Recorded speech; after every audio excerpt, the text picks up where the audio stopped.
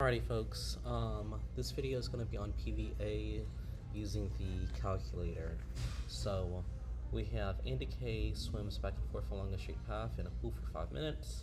Andy's position is bounded by the function x of t is equal to 2t to the fourth e to the negative t minus 3t, where t is measured in minutes and x of t is measured in kilometers. So for part A, we want to find odd time t in the interval 0 to 5 in which I change directions, and then we want to give a reason for our answer. So since this is a calculator active problem, let's go ahead and just put this into the calculator.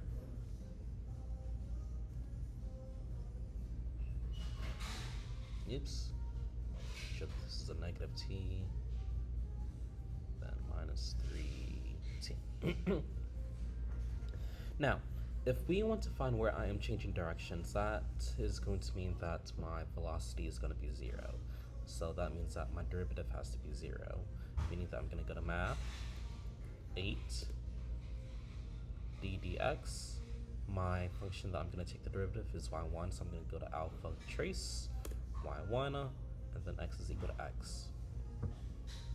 What I don't want to my graph is my y1, so I'm going to go up here and click on enter to unhighlight it. Unhighlighting it just means that I won't be able to see it on the graph and on the table. Now, since we want to find out where my derivative is 0, I'm also going to change my window so that it's between my domain of 0 to 5, and my ymin and ymax to be preferably something like negative 2.5 and 2.5. There's a reason why I'm doing between negative 2.5 and 2.5, because in part C, it's going to ask us when our speed is 2. So might as well do that too. If I were to graph this, I get something like this, and I just got to figure out where my derivative is 0. So that's going to be second calc, find my zeros, and this is going to be negative 1.225. And then, if I were to look at my second function, or my second 0, when I'm changing directions, that is going to be 2.881. So to justify this, we are going to say that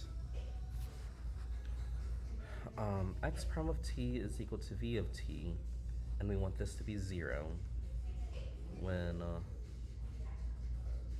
Andy changes directions. Well, not necessarily,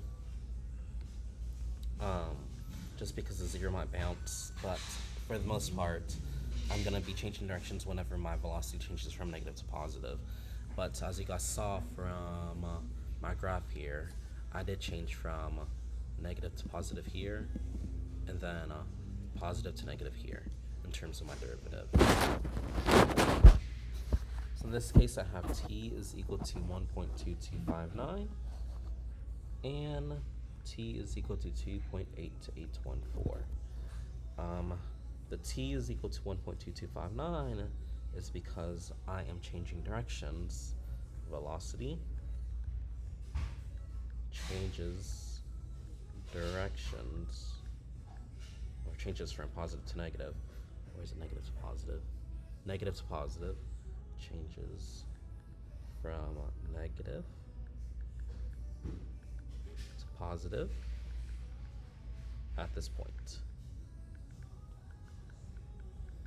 Likewise, you're going to do the same thing for 2.8814, where it's because velocity changes from positive to negative at this point. So that was part A.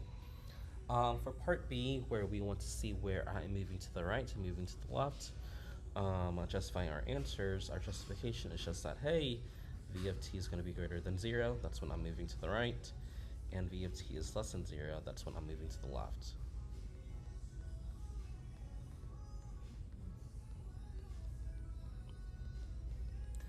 As you guys can see from the graph right here, I'm moving from the right when my velocity is positive, and this is going to be between my two intervals right here.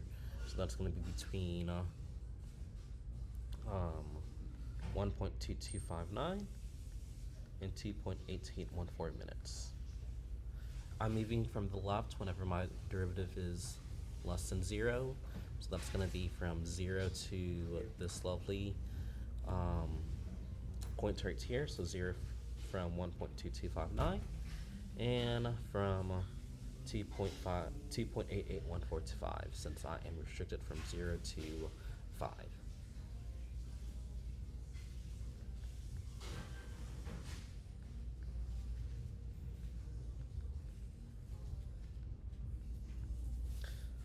At what time is my speed 2? Remember that speed is the absolute value of the velocity function. So I'm going to have a function y3, and that's going to be the absolute value of my derivative. We already know that the derivative function is y2, so I'm going to go to alpha trace y2, and that's going to take care of my derivative. Now, once again, I don't want to really see y2, so I'm going to unhighlight that just so that I have y2. In addition, I also want y4 to be 2 so that I can find my intersection, which was why earlier I had my window between negative 2.5 and 2.5 so that we could see it right here. So now what we're going to do is just find the intersection by going to second, calc, intersect, and I'm going to find my intersection right here. So my first intersection is going to be 0.6622, and then my other intersection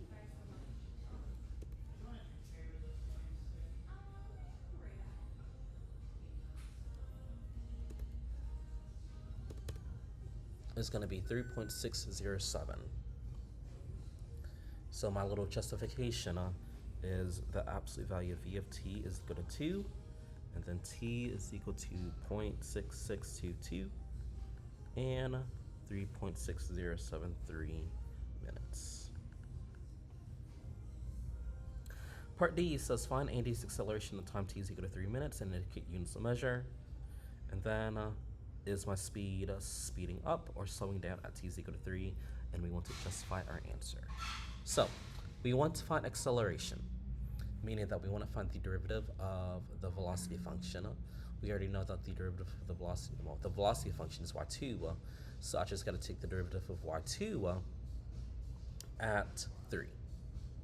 In this case, I'm going to go to not alpha, I'm going to go to math 8 ddx, and then I already know that y2 is my derivative function already, evaluated at 3. So this is going to give me my acceleration at time t is equal to 3, which is going to be negative 2.688. So a of 3 is equal to negative 2.688. We want to indicate units of measure. Now notice how my velocity is in terms of kilometers per minute. Kilometers per minute. Which means that my acceleration is going to be in terms of kilometers per minute square. So that's going to be my units of measure there. Now, to determine if I'm speeding up or slowing down at time t is equal to 3, I also need my velocity function at time t is equal to 3.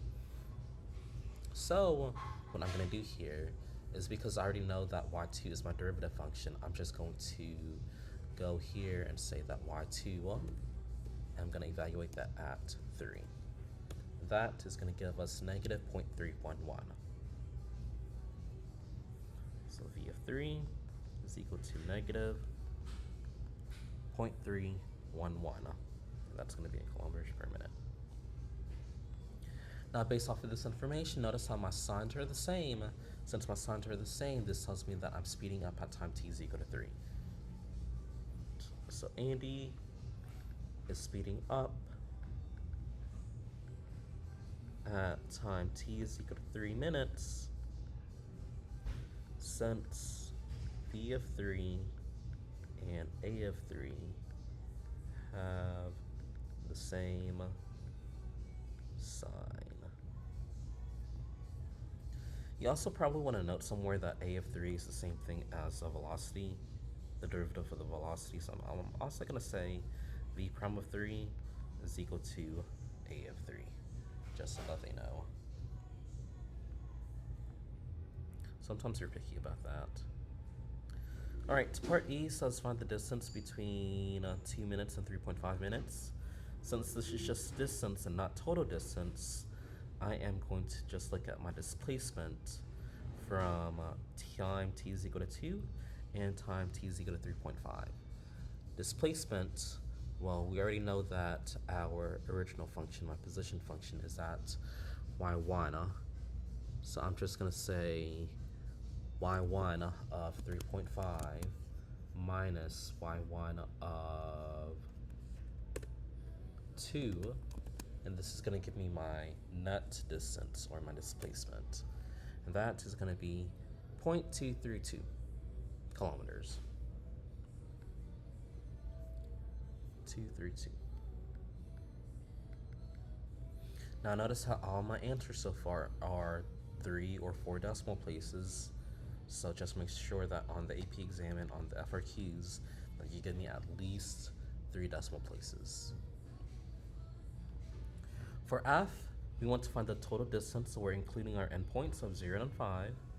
In addition to that, we're also going to include our direction change. In this case, we had a direction change at 1.2259 and at 2.8814. So 1.2259 and 2.8814.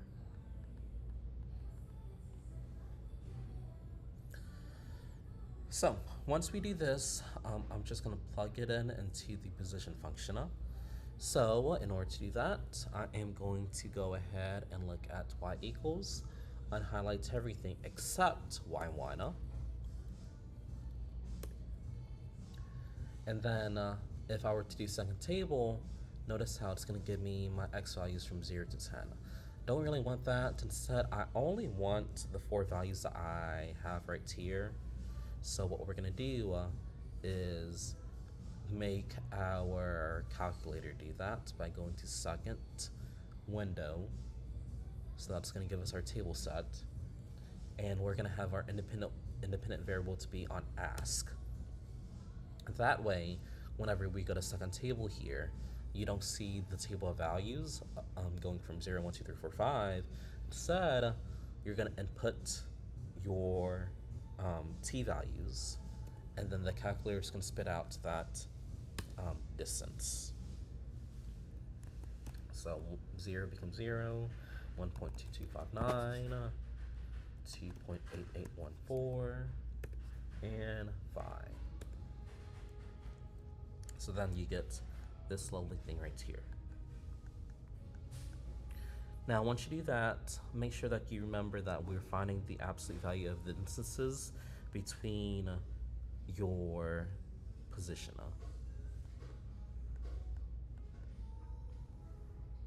So in this case, if I were to go from 0 to negative 2.32, my distance that I have traveled is 2.352. Now, if I were to go from negative 2.352 and negative 0.916, my distance is going to be 1.436. Likewise, my distance between negative 0.916 and negative 6.578 is going to be 5.662. And this right here is what you're going to add up, not this right here. Now, once you do that, you're going to get my total distance of 9.450 kilometers as your answer. Now, it doesn't tell you to specify units, so if you just said 9.45, that's okay. Likewise, for part E, you didn't need the kilometers, so if you just left it as 0.232, that's fine. The only one where you needed units was part D in terms of your acceleration. So this one was required. Everything else was basically optional. All right, so that's basically it in terms of PVA using the calculator. That should prepare you for the AP exam and whatnot.